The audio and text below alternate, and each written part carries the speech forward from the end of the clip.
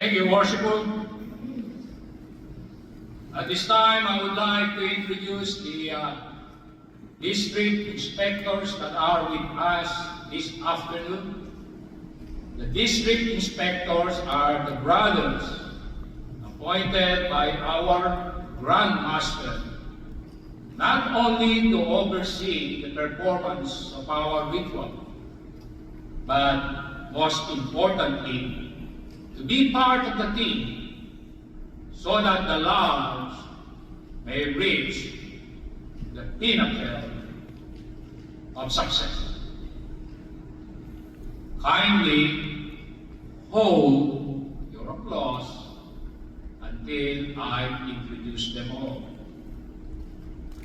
From Pacifica, a past master of San Leandro Lodge, number 113, the inspector of the 141 Masonic District, the worshiper, Alan D.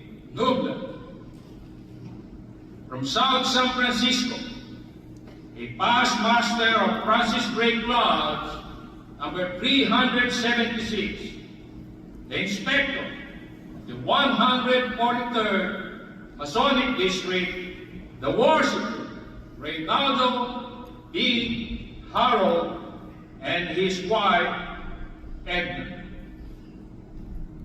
From Moraga, a past master of Francis Drake Lodge, number 376, the inspector of the 149th Masonic District, the worshiper, James G. Bonney.